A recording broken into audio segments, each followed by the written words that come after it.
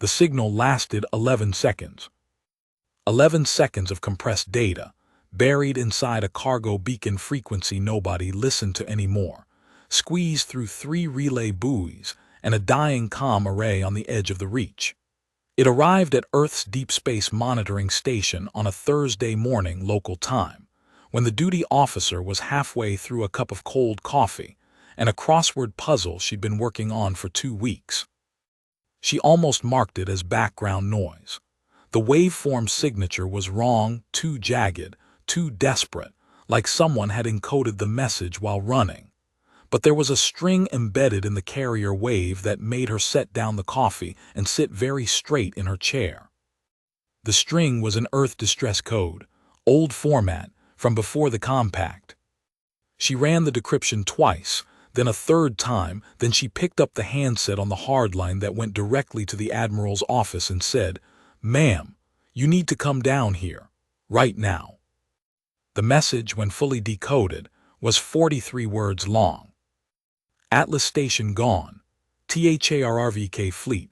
No warning. 700 personnel. I am last. Coordinates follow. Do not respond on standard channels. They are listening. Please, someone, please just come.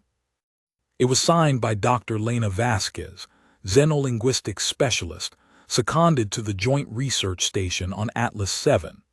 The coordinates she'd attached pointed to a hollowed-out asteroid on the far edge of the reach, a place that shouldn't have had any humans in it at all.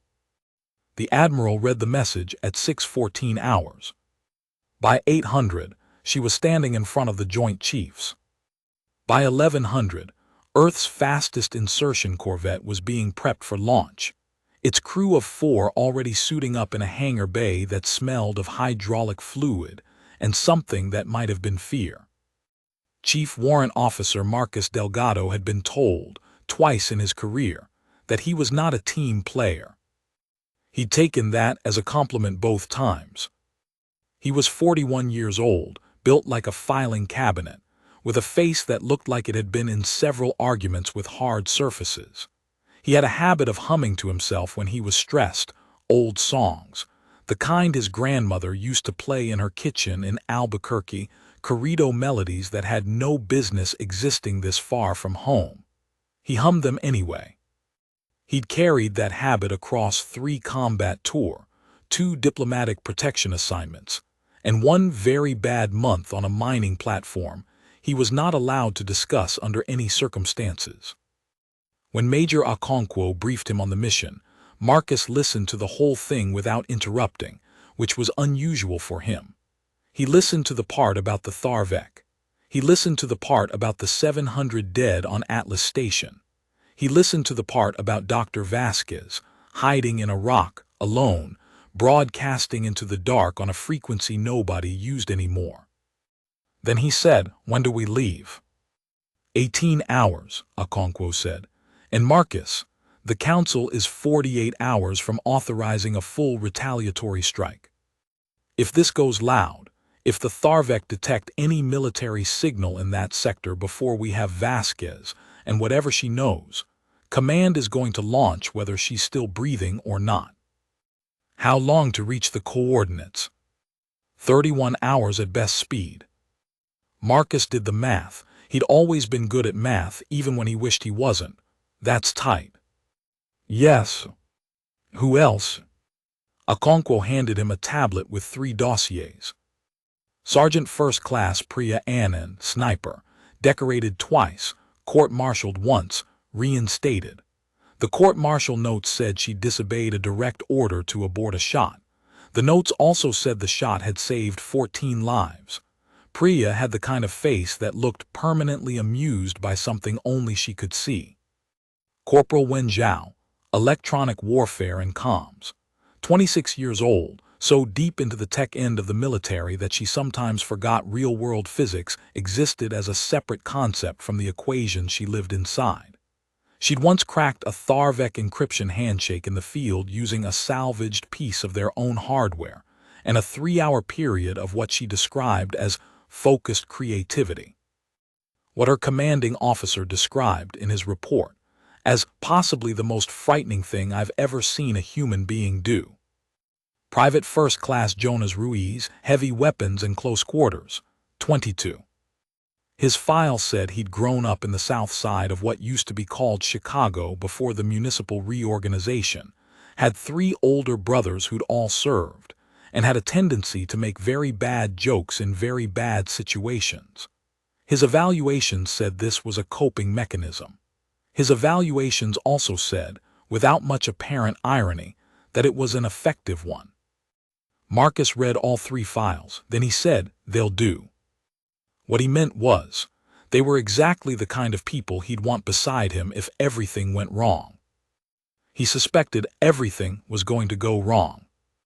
The corvette was called the Paulina *.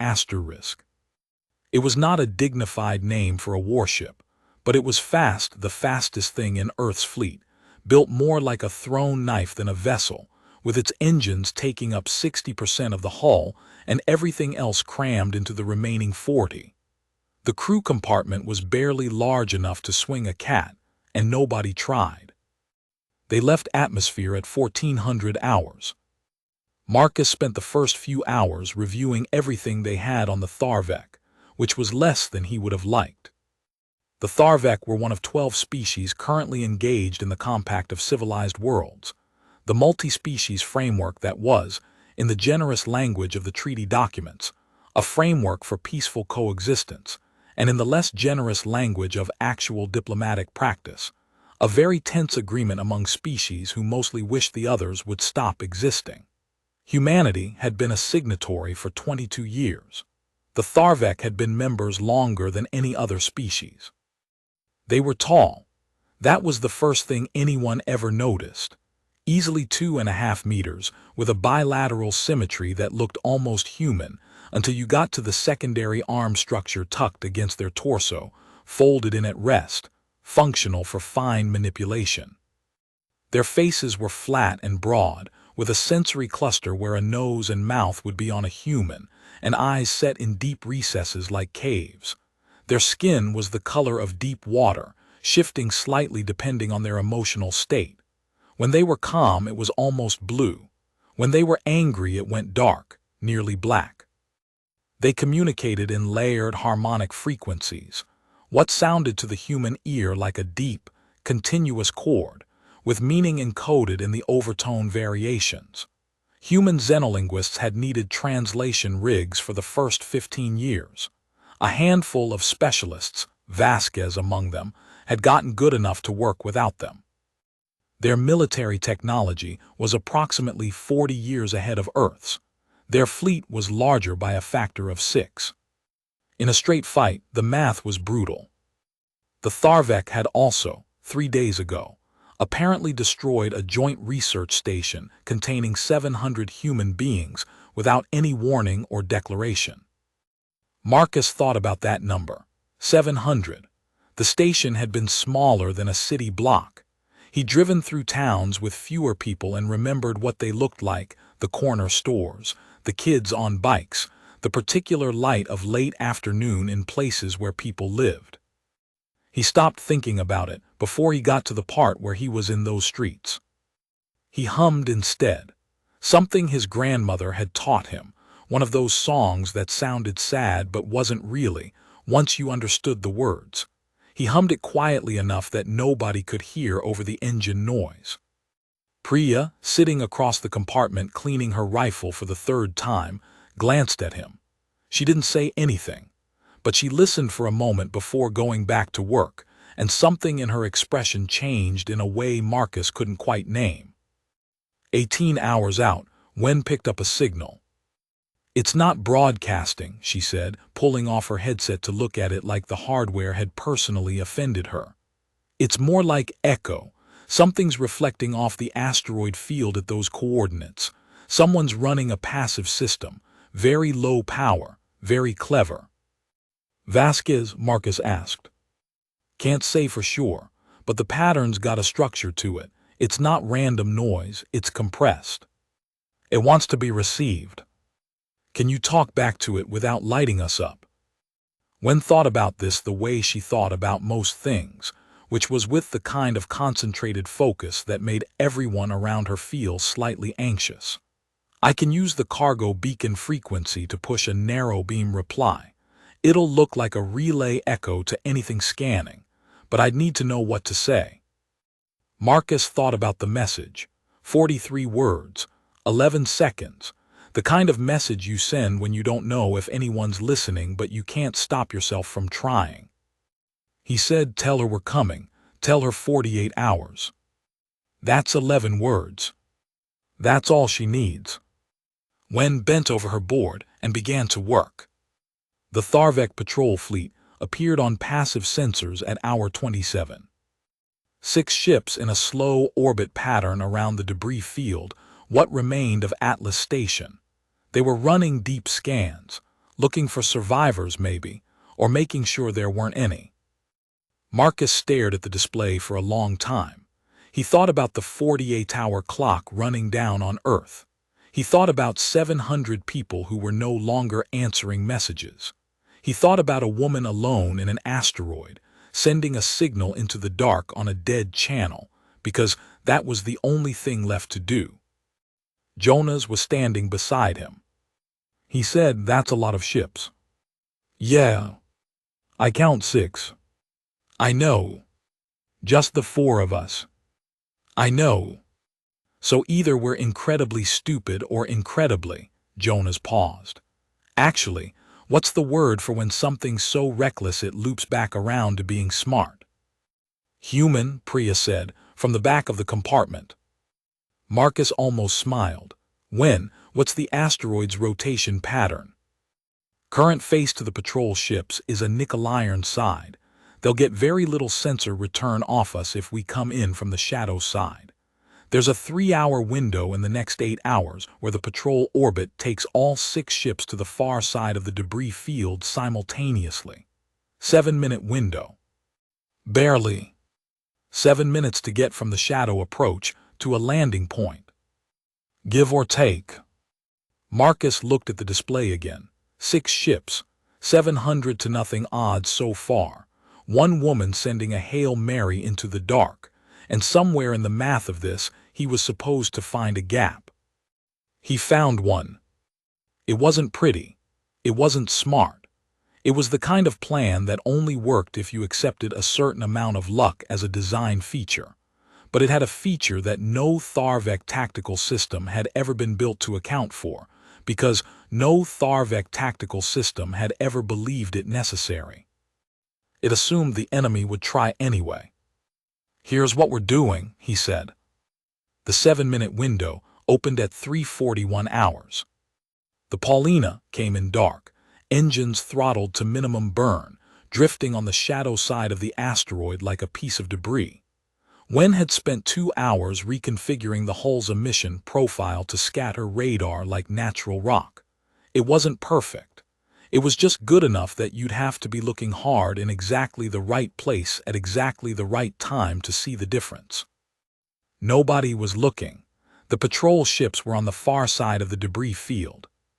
The window was 7 minutes. It took them 6 minutes and 40 seconds.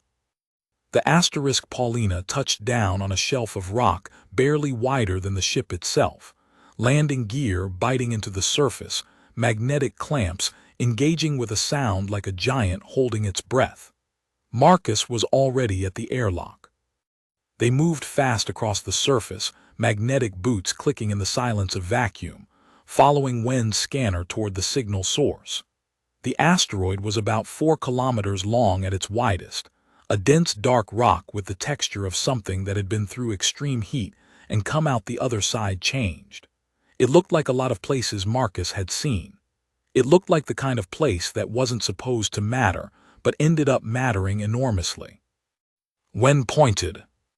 A crevice in the rock, barely a meter wide at the top, widening below into a space that showed trace atmosphere on her scanner. Someone had sealed a section, improvised, barely holding pressure but holding. Marcus dropped in first. The interior was dark, lit by a single chemical glow stick taped to the wall, green and fading. Equipment salvaged from what must have been a survival pack atmospheric recycler, a water processor the size of a lunch box, thermal blankets, A comm rig that had been jury-rigged into something she'd built herself, because the standard unit wouldn't have been able to do what she'd made it do. A woman was curled against the far wall, awake. He could tell by the way her breathing changed when she heard them. She was holding something. It took Marcus a moment to realize it was a piece of the station's hull, a small section with the Atlas 7 insignia on it, just a piece of metal. She was holding it the way people hold things that belong to the dead. Dr. Lena Vasquez was 38 years old, dark-haired, with a face that showed 11 days of surviving alone in a rock very clearly. She was not crying. She was past the crying Marcus thought. She was in the part afterward, where you're just waiting to find out what happens next. She looked at him for a long moment. "You actually came," she said. It came out quieter than she probably intended. "Yeah," Marcus said. I didn't know if the signal was going out. The array was damaged. I didn't know if anyone was. It got there." She closed her eyes, opened them again, looked at the piece of hull in her hands like she'd forgotten she was holding it, then set it down carefully against the wall. "How long do we have?" "Not long, we need to move." He paused. "But first I need you to tell me what happened. Because Earth is about to respond to this, and if they respond wrong, it's going to be a lot worse than 700 dead." Vasquez looked at him steadily. She nodded once. "Okay, sit down." "We don't." "Sit down," she said again, and her voice had an edge in it that made him sit down. "Because what I'm about to tell you is the reason I didn't just try to run. It's the reason I stayed here and kept transmitting, and it changes everything." The Tharvek hadn't destroyed Atlas Station. She'd been there when it happened. She'd been in the translation suite, which was on the interior of the station's ring structure, running a routine linguistic analysis session with 2 of the Tharvek research team. She'd heard the impact, or rather, she'd felt it, the way you feel things in space when structure fails, a whole-body sensation like the world shifting. And then the Tharvek scientist across the table from her had looked at her with those cave-set eyes, and his skin had gone a color she'd never seen before, not the black of anger, not the blue of calm, something in between, something she didn't have a word for yet. And he'd said, in the layered harmonic language she'd spent 15 years learning, "That was not us. They are going to say it was us. Run." She'd run. He hadn't. He'd gone toward the impact. She never saw him again. She'd made it to the survival pod bay with 3 other people. They'd gotten the pods launched before the station's secondary systems failed. The other 3 pods were destroyed by what she'd initially assumed was Tharvek weapons fire. It wasn't until she'd gotten her pod to the asteroid, jettisoned everything she didn't need to save power, and spent 6 days analyzing the sensor data from the pod's passive array that she understood what she was looking at. The weapon's signature on the station's hull, the signature that had been broadcast to every monitoring system in the sector, the signature that Earth's military analysts were even now labeling as a Tharvek attack, didn't match. It wasn't a perfect mismatch. Whoever had done this was good. But Dr. Lena Vasquez had spent 15 years immersed in Tharvek technology, culture, language, and physics. She knew how they built things. She knew how their weapons propagated. She knew the way their systems left marks on the world they touched, the same way a person has a handwriting. This wasn't their handwriting. "There's a third party," she said. "Someone who knew enough about Tharvek weapons to fake the signature. Someone with enough access to the Compact's monitoring network to make sure that's the reading Earth gets. Someone who wants the Tharvek and humanity at each other's throats badly enough to kill 700 people to make it happen." Marcus sat in the green fading light of the glow stick and thought about this for a long time. "Do you have the data?" he said. She held up a small drive. "Everything I could pull from the pod array. It's not perfect. It's enough. Enough for Earth's analysts to verify. If they're willing to look. If they look at it before they launch." She watched his face. "How long?" He checked his timepiece, 21 hours. Then we need to go. Getting out was harder than getting in. The patrol orbit had closed back up. There were 6 Tharvek ships between the asterisk Paulina and the nearest clear corridor out of the debris field, and no 7-minute window anywhere in the next 4 hours. Marcus crouched over Wen's display with Vasquez beside him, her eyes moving across the data with the sharp efficiency of someone who'd spent 11 days with nothing to do but think and plan. There, she said, pointing at the patrol pattern. That's not a window, Wen said. That's a gap. It's 40 seconds maximum. 40 seconds to clear the density threshold. After that, you're in the field scatter, and they'd have to be actively hunting you to pick you up. 40 seconds, Jonas said thoughtfully. That's a long time, right? In some contexts. In this context, Priya said, it's a very short time. Right, yes, short time, got it. Marcus looked at the gap. He thought about the 48-hour clock. He thought about what happened if he was wrong, and what happened if he was right. He thought about the Tharvek scientist who'd looked across a table at a human xenolinguist and used some of the most dangerous words in any language. That was not us. Run. He thought about the fact that somewhere out there, whatever had built that false flag attack was watching 2 species line up to destroy each other, and that the only thing standing between that plan succeeding and failing was a piece of data the size of his thumbnail, and 4 people in a stolen window between patrol circuits. We run for the gap, he said. And if they spot us before we hit the field scatter, Priya asked. Then we get very loud, he said, and we make it very clear where we're going, so that whatever's tracking this situation knows Earth military is pulling Vasquez out alive with evidence. Because the one thing this attack was designed to avoid is exactly that, evidence. The people behind this don't want an investigation. They want a war. We take that option off the table. He looked around at them. Jonas looked like he was going to say something about the odds. He didn't. Priya had gone very still in the way she went still before she worked. Wen was already at her board. Vasquez was looking at him with an expression he couldn't quite read. You're going to hum something, aren't you? She said. He blinked. What? You've been humming since you came in, under your breath. I could barely hear it, but she shook her head. Never mind, it's not important. My grandmother taught me. Old songs, something about, he stopped. I don't know, it helps me think. Keep doing it, she said quietly. It's a good sound to have around. He hummed, something that sounded sad and wasn't once you understood it. They ran for the gap. 38 seconds. That was how long it took the Paulina asterisk to cross from the asteroid's shadow to the density threshold of the debris field. 2 seconds to spare. Wen had the field scatter algorithms running before the first second was up, fragmenting their signature into the background noise of 1,000 tumbling rocks. The patrol ships did not change course. Nobody breathed for a long time after that. Then Jonas said, I need you all to know that I was extremely calm during that entire. You were whispering numbers backwards, Priya said. I was counting down in a calm and professional manner. From 38. It's a valid starting point.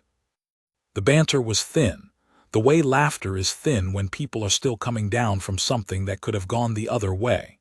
Marcus let it run. It was good to hear.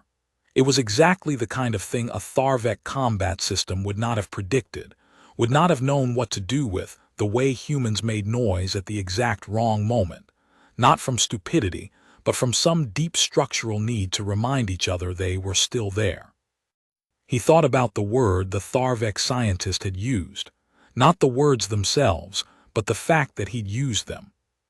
In the moment when the station began to die, in the moment of maximum confusion and fear, he'd looked across the table at a human and chosen to spend his last words on truth, on warning, on that was not us asterisk. That was also something worth noticing. They were 17 hours out from Earth when Wen broke the silence on the bridge with, "Someone's following us." Not a patrol ship. Something smaller, faster. No compact registry identifier, which was how Marcus knew it wasn't a Tharvek military vessel. They were meticulous about ID protocols, another thing Vasquez had confirmed. "They've been behind us since the field scatter," Wen said. "I only just caught the gravity shadow. They're very good." "Better than Tharvek." "Different." "Not their drive signature." She pulled at the sensor data. I don't actually know what that is. I've never seen a drive signature like that in any database." Vasquez had come up from the crew compartment. She stood at the display and looked at it for a long time. "I have," she said. She'd seen it in the pod data, in the analysis of the weapons that had destroyed Atlas Station. The same unfamiliar signature, the same absence from the standard registry database. "A third party," Marcus said. "A third party," she agreed. "They know you have the evidence." "They must. They've been letting us run because taking us out here creates another incident. Another weapon's signature to explain." He thought it through quickly, the way he'd learned to think in the field, fast and rough and just accurate enough. "They need us to look like an accident. They need this to look like the Tharvek finishing the job." "How long before they get into weapons range?" Priya asked. When checked, at current closure rate, 4 hours. Marcus thought about the 48-hour clock, now 17 hours from zero. He thought about what Earth would do if the Paulina disappeared in Tharvek patrol space. He thought about what the attack's designers wanted and what would stop them. Light noise, the one thing they couldn't afford. "When," he said, "open every channel, standard and non-standard, maximum broadcast power." She looked at him. "That'll light us up to every ship in the reach." "That's the point. We're not hiding, we're going loud."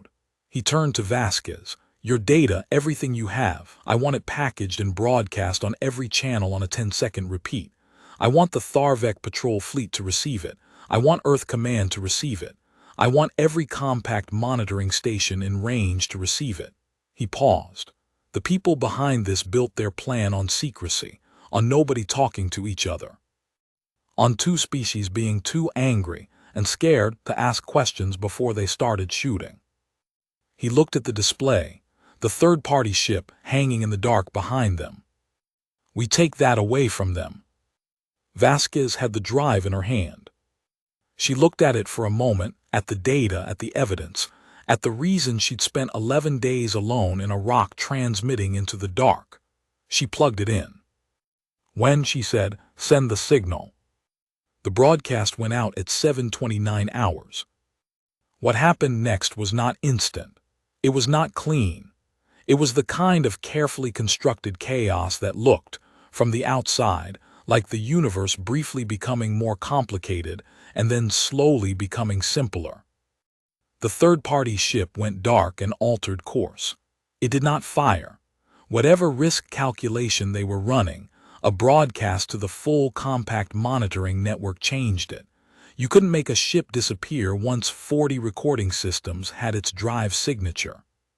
You couldn't close the investigation once the evidence was distributed across a dozen independent data banks. The attack's utility expired the moment it became noise that couldn't be suppressed. The Tharvek patrol fleet received the data. This was the part Marcus had gambled on.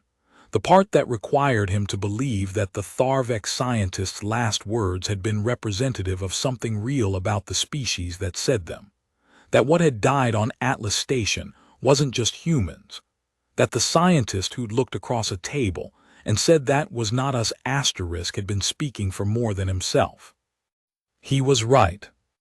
The Tharvek patrol fleet did not fire on the Paulina asterisk.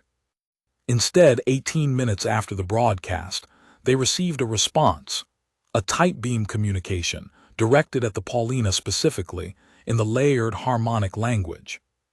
Vasquez listened to it with her eyes closed. When it was done, she sat quietly for a moment. They're demanding an immediate convening of the Compact Council, she said.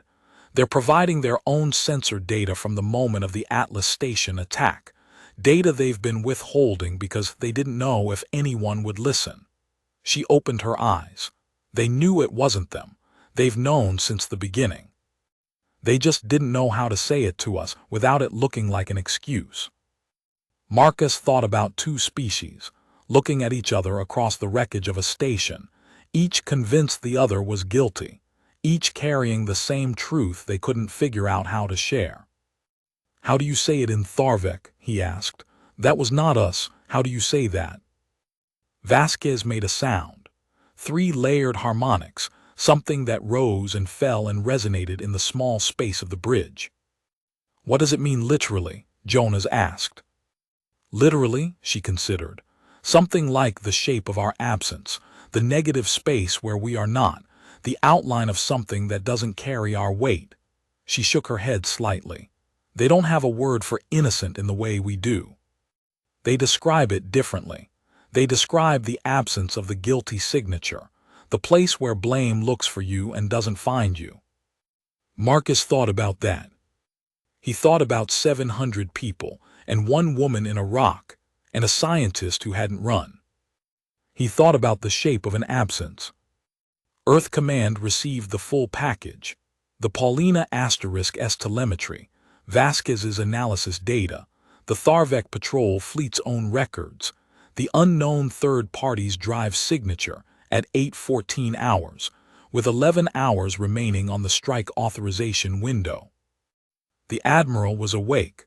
She'd been awake since the Paulina launched. She read everything twice, the way she always did, the way she'd learned to do decades ago when she'd been a lieutenant on a frigate that had nearly started a war over a misread sensor contact. At 900 hours, she stood the strike authorization down. At 9:13 hours, she requested an emergency session of the Compact Council. At 1100 hours, Earth Statement was broadcast on all channels, in 6 languages including Tharvek Harmonic Standard. "We have evidence. There was a third party. We are requesting joint investigation. We are standing down offensive posture." The Tharvek Compact representative's response came 6 hours later. It was brief, by Tharvek standards. Vasquez translated it for the Council in real time. "We have carried the same knowledge like a stone in the hands. We did not know if you would let us put it down without being destroyed for it. We are glad you let us put it down." The Paulina docked at Earth Station 3 on a Wednesday morning, local time. Marcus came out of the airlock still wearing his suit, because the debrief team was there before the docking clamps were fully engaged and they didn't give him time to change. He sat through 4 hours of debriefing with the same contained patience he brought to everything, answering questions carefully and completely, flagging the one he didn't have an answer to. Who was the third party? Nobody had that answer yet. The Compact investigation was already running, pulling threads from both the human data and the Tharvek records, looking for the node where 2 different sets of evidence intersected. It would take time. These things always took time. When the debrief finally ended and they let him go, Marcus walked down a corridor that smelled of recycled air and machine oil and found Jonas, Priya, and when waiting at the junction that led to the transit terminal. Jonas had gotten hold of food from somewhere, real food, not ration packs, a box of things that might have been tamales or the station cafeteria's best effort at them, and was distributing them with the generosity of someone who'd had a close call recently and intended to eat as much as possible as frequently as possible for the foreseeable future. Marcus took one without comment. Priya said, "Vasquez." "Still in debrief, she'll be there a while." He looked at the food in his hand. "She's good." "Yeah," Priya said. She held up. 11 days in a rock, Jonas said, broadcasting into nothing, not even knowing if it was going out. "She knew," Marcus said. "She didn't know for sure. But she kept going anyway." They stood there for a moment. in the way people stand when they've come through something together and haven't figured out yet what to say about it. Then Jonas said, "What do you think it was, the third party?" "I don't know. Something that knew enough about Tharvek weapons to fake the signature. Something that doesn't want the compact to hold together. Something that benefits from two of the major species in it blowing each other apart." "A lot of things might benefit from that," Priya said. "Yeah." They thought about that. The universe was large.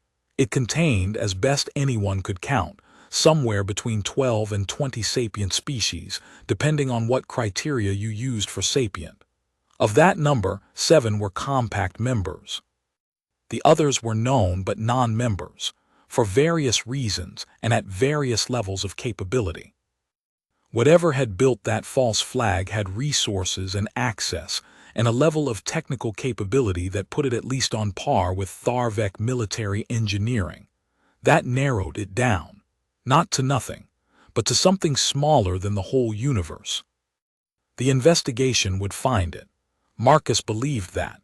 He was, at his core, a man who believed in the basic competence of people working toward a true thing, which was perhaps why he'd been good at this job as long as he had. He took a bite of the thing that was trying to be a tamale. It wasn't bad. "What now?" when asked. Marcus thought about it. He thought about the Tharvek representative's words. "We carried the same knowledge like a stone in the hands." He thought about the scientist who hadn't run. He thought about a woman who'd spent 11 days transmitting into the dark because the only alternative was silence, and silence wasn't something she was willing to give. He thought about a song his grandmother had taught him. He'd never known the right English word for what it was about. Not exactly sad, not exactly hopeful, something in between. Something about continuing anyway, about the specific human practice of pushing forward when the math said stop. His grandmother had hummed it doing dishes, and her grandmother before that, and back through generations of people who'd found themselves in bad situations and decided to transmit anyway. "Now we wait for the investigation," he said, "and we don't let them slow-walk it. And if they do..." He looked at Priya, "Then we make some noise." She almost smiled. "Okay." The corridor hummed with station systems, life support, gravity plating, recycled air moving through recycled vents on a cycle that had been running since before any of them were born. It sounded nothing like a corrido melody from Albuquerque, but Marcus heard it anyway. He started walking. The others fell in beside him, the way they had on the asteroid surface, the way they had in the 7-second window and the 38-second sprint, and the small sealed space where a woman had waited alone with a piece of hull metal and kept sending a signal into the dark. Somewhere in the station, Vasquez was still in debrief, still talking, still putting her evidence down piece by piece into the official record where it couldn't be taken back. Doing what she'd been doing for 11 days, except now the signal was reaching something that could answer. Marcus walked and hummed and didn't stop, because that was the particular human practice he'd built his life around, the one thing no tactical system had ever found a reliable counter to. The absolute refusal to be finished until you decided you were finished. The investigation would run, the third party would be found. The compact would hold or it wouldn't, and if it didn't, they'd build something else in its place, because that was another human habit, building something in the space where the previous thing had failed, not prettier than the original usually, but more informed. 43 words, 11 seconds, one woman transmitting into the dark. And the fury that follows when humanity hears a cry like that, not the fury of fire and retaliation, though that was always available, always loaded and waiting, but the older fury, the one underneath, the one that looks like a 4-person crew in a fast ship, and a gap of 38 seconds and a broadcast on every channel, the fury that says, "We heard you, we're coming, we are not going to let this be the end of the story." That fury had a sound. It sounded like a woman humming her grandmother's song in a corridor that smelled of machine oil and recycled air. It sounded like tamales that weren't quite right. It sounded like a joke made at exactly the wrong moment by a 22-year-old from the South Side who understood, at some level below language, that the worst thing you could do in a bad situation was go quiet. It sounded like a signal. It always had. The Compact Council convened its emergency session 47 hours after the broadcast. It was held by protocol in the neutral station at Meridian Point, a place that existed specifically to be nobody's territory, a structure built by the combined resources of all 7 member species, as a monument to the idea that talking was better than shooting, even when talking was hard. It had that institutional neutrality that made no place feel quite like home to anyone, which was apparently the point. Vasquez was there as an expert witness. She'd spent the 47 intervening hours in debrief, in recovery, in conversations with people at various levels of authority who all wanted the same thing from her: confirmation. She gave it to all of them patiently, because patience was what the situation required, even when what she personally felt like doing was considerably less patient. She was sitting in the corridor outside the main chamber when Marcus found her. He sat down beside her without asking, which she'd come to expect. He had the quality, rare in her experience, of knowing when the correct thing to do was exactly what you were doing and nothing different. "You should be in there," he said, nodding toward the chamber doors. They broke for 1 hour while the Tharvek delegation does something she described to me as recalibration. There's no direct translation. Something about going quiet to make room for the next thing. Like clearing a space before you put something in it. She looked at the floor for a moment. "I've been trying to explain to people that the Tharvek weren't hiding their censored data out of deception. There isn't a Tharvek concept that works exactly like our guilt, and there isn't a Tharvek concept that works exactly like our innocence. What they have is more like visibility. When you've done something wrong, you become visible in a specific way. When you haven't, you're invisible in that same way, but the visibility is still there. It's just empty. And they didn't know how to make us understand that the visible space around them was empty." She stopped. "I'm not explaining this well." "You're explaining it fine," Marcus said. "It's just complicated. Everything important is complicated." She was quiet for a moment. "The scientist's name was Crevone. I looked it up after. He was their lead archaeolinguist on Atlas Station. He'd been there longer than I had. 16 years, she paused. "He went toward the impact. He didn't run." "He warned you first." "He warned me first." She looked at the chamber doors. "I keep thinking about why. It would have taken him no additional time to run. Warning me cost him time." "It's not rational," Marcus said. "No, it's not." She thought about it. "A Tharvek colleague of mine at the council just now, she told me that Crevone was what they call a translator heart. There's no direct equivalent in English. Roughly, it means someone who has made themselves so fully fluent in another species' experience that they occupy a third position. Not Tharvek anymore. Not human. Something that came from the encounter between the two." She folded her hands in her lap. "She said they're rare. She said they're considered important. She said losing Crevone is something the Tharvek are treating as a significant loss, not just of an individual but of a kind of knowledge that takes decades to cultivate." Marcus was quiet for a moment. Then he said, "What are they going to do, the Tharvek, after this, to whoever built the attack? If the investigation finds them, I think they're going to do what we're going to do." She looked at him sideways. "Which is, be furious. In our respective ways." "What's the Tharvek way of furious?" She made a sound 3 harmonics layered, with a specific resonance that she felt in her sternum when she produced it. "That's the closest thing they have.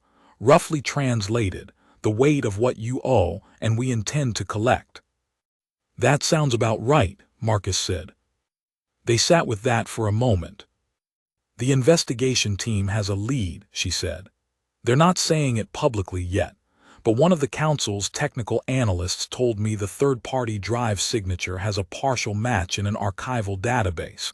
Not a member species, not any registered independent, something from the early survey era, before the compact." Marcus absorbed this. A species that's been watching since before we were all at the same table. Apparently, waiting for the right moment to knock it over.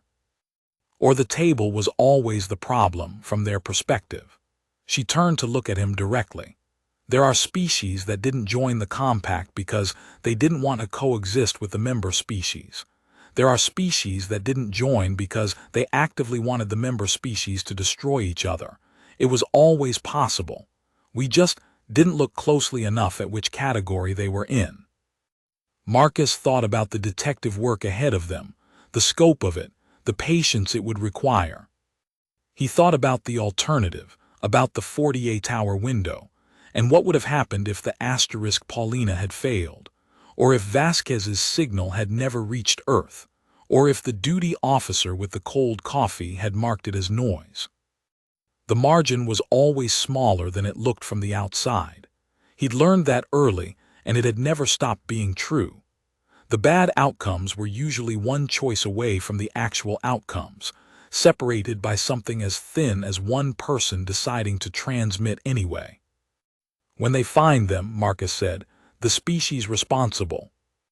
"Yes. I hope it's a good investigation. I hope it's thorough. I hope every piece of evidence is airtight." He paused. "Because if it is, then what comes next will be exactly what it should be. And the compact has the legal infrastructure to make what comes next stick." "And if it isn't?" she asked.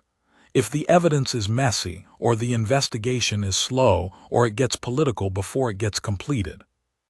He looked at the chamber doors.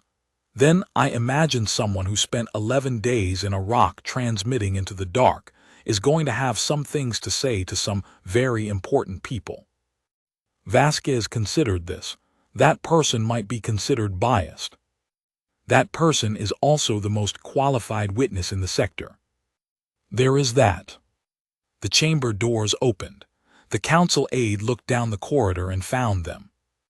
"Dr. Vasquez, they're ready to reconvene." She stood.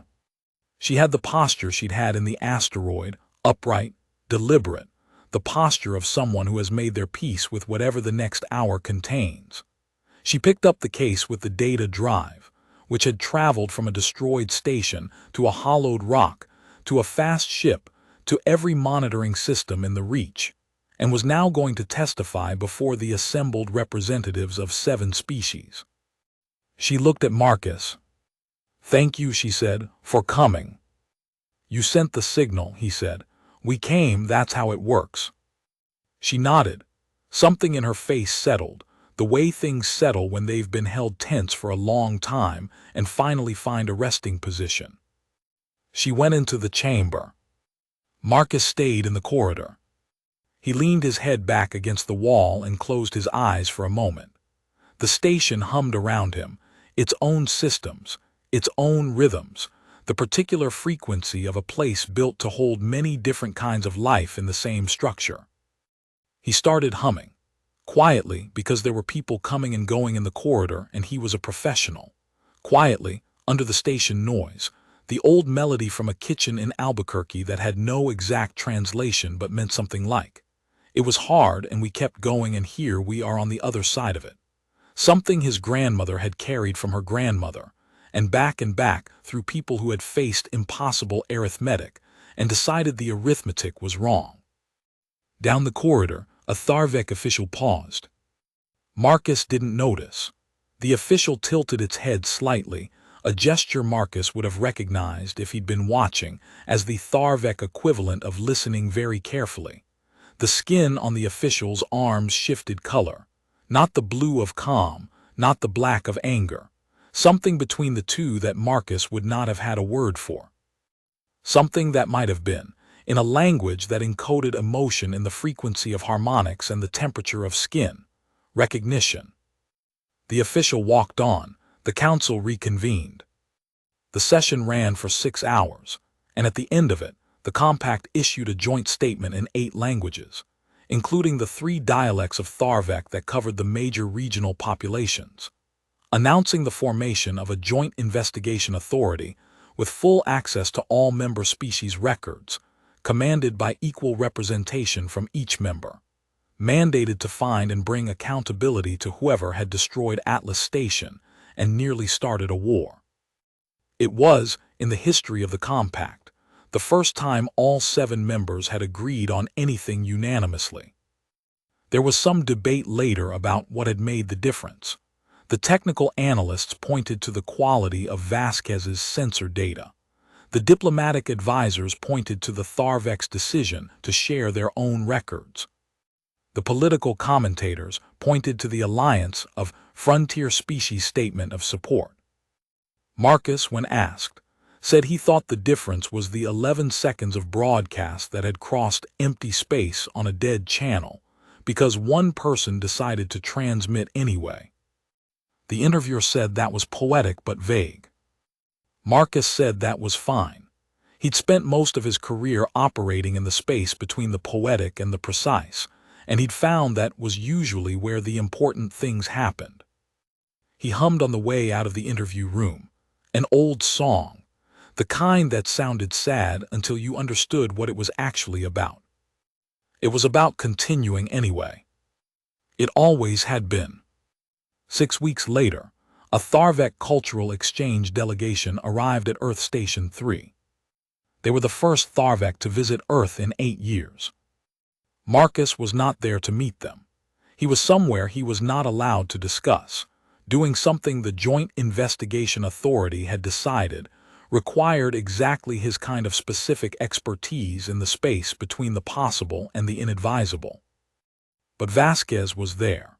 She'd taken a posting at the new Joint Cultural Liaison Office, a position that hadn't existed until the Compact session created it, and that had been offered to her within 48 hours of the session ending by 3 different institutional bodies simultaneously, with the kind of competition that suggested everyone understood it was important and nobody wanted the other person to get it. She met the delegation at the docking port. She was nervous, though she would not have said so to anyone who wasn't paying close attention. The delegation leader stepped through the port and looked at her. Its skin was the color of deep water, shifting slightly. Not quite blue, not quite the unnamed color she'd seen on Crevon's face in the translation suite the moment before the world ended. Something in between. She produced 3 harmonics, layered correctly, timed correctly, with the precise resonance she'd spent 15 years earning the right to produce. It meant, I see the shape of what you carry, and I am glad you put some of it down. The delegation leader was silent for a moment. Then it produced a sound, 7 harmonics, complex. She didn't catch all of it in real time. Her comprehension had limits, but she caught the central chord, the weight-bearing element. It meant, roughly, we have been listening for something like this for longer than you know. She thought about Crevon, about the fact that there were now 2 fewer people in the universe who could stand in this specific place and have this specific conversation, about the 30 years or more it would take to grow new translator hearts to replace the ones that had died when the station died, about the fact that you started growing them by doing exactly this, showing up, producing the sounds as correctly as you could manage, and trusting that the other side would do the same. She extended her hand, not because the gesture would mean the same thing to the delegation leader as it meant to her, but because the gesture was human, and she was human, and that was also something that needed to be present in this space for the encounter to be real. The delegation leader looked at her hand for a moment. Then it produced a sound she hadn't heard before, hadn't seen in any reference, and she would spend the next 3 months working to place it in the lexical taxonomy. She was fairly sure it was something like, "Very well, let us begin." She shook the delegation leader's hand, which was large and cool, and had a secondary finger structure she was going to need to practice not staring at. They walked toward the liaison office together. Somewhere in the station's environmental systems, the air recyclers cycled, and the gravity plating hummed, and the lights maintained their steady wash of artificial daylight, and none of it sounded like anything his grandmother had taught him. But if you listened at the right frequency, in the space where languages ended and something else began, you could hear it anyway. The signal still going out. Still being received. The Joint Investigation Authority took 4 months to find the third party. This was faster than anyone had expected. It was also slower than the anger on all sides required, which meant the 4 months were tense in ways that international diplomacy rarely captured accurately, and that people who lived through it never quite forgot. Marcus had a role in it. He was not supposed to talk about his specific role, and he didn't, but it involved 3 separate insertions into 3 separate locations across a sector of space that had technically been declared non-territory by the Compact's founding charter, and was therefore an interesting legal question that the lawyers were still resolving when the operation concluded. It also involved Priya, Wen, Jonas, and 2 Tharvek operatives, whose names translated roughly as Swift Current and the one who counts from high places, and who turned out to be good to work with in the specific way that came from shared risk and mutual respect for the fact that the other person was genuinely competent. There was a moment, 3 weeks into the second insertion, where Marcus and Swift Current were pinned down behind a failing barrier in a vacuum corridor, while Jonas and the one who counts from high places worked a flanking approach that was either going to work or was going to require an immediate exit strategy. Swift Current's skin had gone the unnamed color, not angry, not calm, not anything Marcus had seen before. He would later describe it to Vasquez, and she would think about it for a long time before saying it might be the color for something like committed beyond the point of reversibility, though she wasn't certain. Marcus, in that moment, had started humming. Swift Current had gone very still beside him.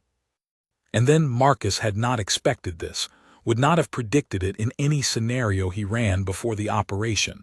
Swift Current produced a sound. Low, single harmonic, just above the frequency range that human ears processed as tonal. It wasn't a song. It wasn't a language. It was something below both, something that might have been the Tharvek equivalent of humming a grandmother's song in a bad situation. They'd both kept going. Jonas's flanking approach worked. The corridor held long enough. The exit strategy was not required. Afterward in the debrief, nobody asked about the humming. Marcus suspected Swift Current would not have explained it any more than he would have. Some things existed in the space that language hadn't gotten to yet. The third party turned out to be a species called, in the best phonetic approximation Earth's linguists could manage, the Velsarith. They were old, far older than any compact species, old enough that the early survey-era records Vasquez had referenced were themselves historical documents by the time the Velsarith had been active. They had watched the compact form with the specific interest of a species that had spent centuries in the mathematics of galactic balance, and had concluded, at some point before any compact member had been spacefaring, that cooperative multi-species frameworks were the single greatest threat to the kind of stability they believed in. Their logic, when it was fully reconstructed from the evidence, was not irrational. It was just based on a value system that placed the stability of existing hierarchies above the welfare of any species that might disturb those hierarchies. The compact disturbed hierarchies by existing, therefore the compact needed to fail. The Atlas Station attack had been the latest in a series of attempts spanning several decades. Most of the earlier attempts had been subtler. Diplomatic frictions pushed slightly past the point of natural resolution. Trade disputes nudged into crises. Sensor malfunctions in contested sectors that conveniently happened at the worst moments. The Atlas Station attack was the first one that had gone far enough to require a physical operation, which was either a sign of desperation or a sign of impatience. The Joint Investigation Authority's final report did not describe the Velsarith as evil. It described them, with careful compact diplomatic language, as operating from a framework of values incompatible with multi-species cooperation, and as having caused irreparable harm to 700 individuals and immeasurable harm to the framework of peace those individuals had been working to support. What happened next was not a war. The compact's legal infrastructure, which had been built specifically to handle situations where the alternative was a war, held. Barely. There were meetings that went 40 hours without a break. There were moments where the diplomatic channels ran so hot that the technical staff monitoring them requested transfers to quieter postings. There were 3 separate near breakdowns in the negotiation process, and each time the near breakdown was averted by someone saying, quietly but firmly, the thing that needed to be said. Vasquez said one of those things. She was in the room for the second near breakdown, which occurred when the Tharvek delegation's patience with the procedural delays reached a visible limit and their skin went to a color. Marcus, watching on the feed from outside the chamber, recognized as not quite black but heading there. She said something in Tharvek harmonic that stopped the room. Then she repeated it in English for the benefit of the human delegation members who'd missed it. She said, "We have already decided what this costs. The question is where to put the weight." The room was quiet for a long moment. Then the Tharvek delegation leader said in careful English, "Yes, that is the question." And they went back to work. The resolution, when it came, was not satisfying in the way that revenge is satisfying, or that war is satisfying in its terrible, immediate way. It was satisfying in the way that complicated true things are satisfying, imperfectly, with residue, with the awareness that it would need to be maintained and monitored and returned to. The Velsarith were brought into a framework of accountability that the Compact had never had to use before and had hoped never to use. New monitoring protocols were established. The investigations turned up evidence of their involvement in 8 earlier incidents, all now reattributed, all now part of the legal record. The diplomatic pressure that resulted was, one of the senior council members told Marcus privately, the most sustained and coordinated thing the Compact had ever accomplished. He found that interesting. The best thing the Compact had ever done had been caused by an attempt to destroy it.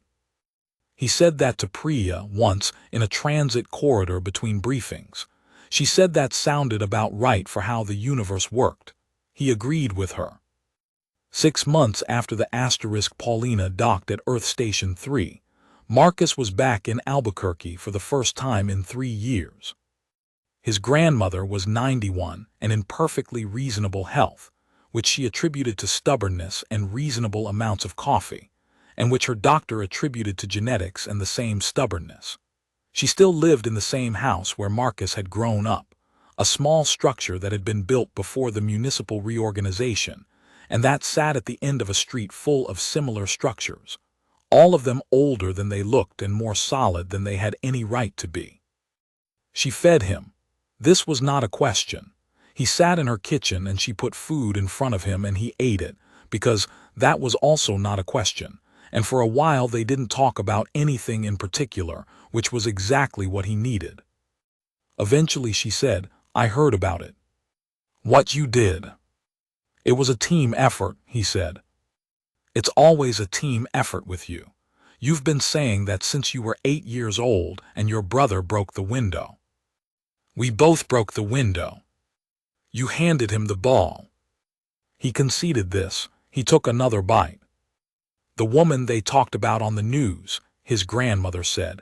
"The one who sent the signal." "Vasquez. She's good." She's good." He thought about Vasquez in the corridor outside the chamber, explaining the shape of an absence. He thought about her in the asteroid, holding a piece of hull metal and transmitting anyway. She's more than good. His grandmother nodded, in the way she had of absorbing information and filing it in whatever system she ran that he'd never been able to fully understand. They said she was in there for 11 days alone. Yes. Sending signals. Yes. She was quiet for a moment. Then she said, "Your grandfather was like that. When things were bad, he'd do the last small thing he could still do and just keep doing it until it worked or something else changed." She looked at her coffee. "He said there's a kind of courage that isn't about being brave. It's just about not being able to stop, about continuing because stopping is too expensive." Marcus thought about this. He thought about the grandmother's song, the one that was about continuing anyway, which had traveled through generations of his family, through exactly the mechanism she was describing, through people who kept doing the last small thing they could still do, which turned out, in the accumulation, to be quite a lot. He thought about a 43-word message on a dead channel, about 11 seconds of compressed signal crossing empty space toward a duty officer with a cold coffee who almost marked it as noise. About the particular courage that wasn't brave so much as incapable of going quiet. She couldn't stop transmitting, he said, even when she didn't know if anyone was listening. "That's how you know it mattered," his grandmother said. "The things that matter, people can't stop transmitting even when nobody seems to be listening. The signal is the signal." He was quiet for a moment. Then he started to hum. The old melody, the one from this kitchen, the one that traveled with him to asteroid belts and fast ships and bad corridors and councils that ran until everyone was too exhausted to be anything but honest. His grandmother picked it up without comment, the way she always had, the way she'd been doing since before he could remember. They hummed together in the kitchen while the afternoon light came through the windows and the house held its old, stubborn shape around them, and somewhere out in the dark, the signal kept going. It always did.